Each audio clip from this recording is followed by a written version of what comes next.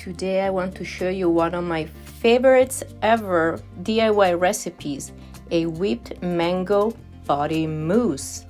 All you need is 8 ounces of mango butter, 4 ounces of almond oil, 6 grams of essential oils, and half a teaspoon of pink mica, my favorite addition.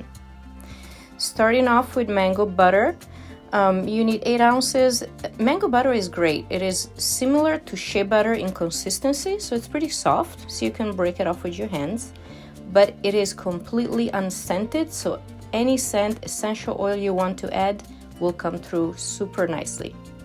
My blend today is lavender and chamomile. I did 4 grams of lavender and 2 grams of chamomile. I set them aside, and then I have my half a teaspoon of pink mica. Now this is melted mango that you melted over a double boiler. You put in your almond oil, stir it up a little bit, and put it in the fridge for 45 minutes until it looks like that. Then you want to scrape off the sides so all your butter is ready to be whipped.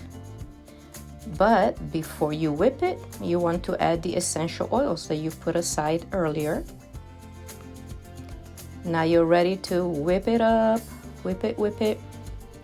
This will take about 3 to 5 minutes. Just keep going on medium speed until it's very creamy. Look, it lightens up in color when you whip it. God, it's so beautiful. So stop when it's like that. You don't want to over whip it.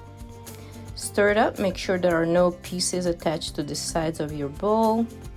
Look at it, guys. Time for the mica. Add it in, stir gently. You see, I wasn't too gentle. It splashed off on the side. But you essentially fold it in and keep stirring until it's all incorporated. And look, just don't eat it. This is for your body, okay?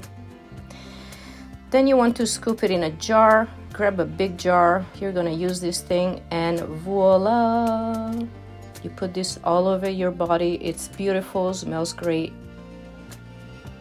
Happy DIY.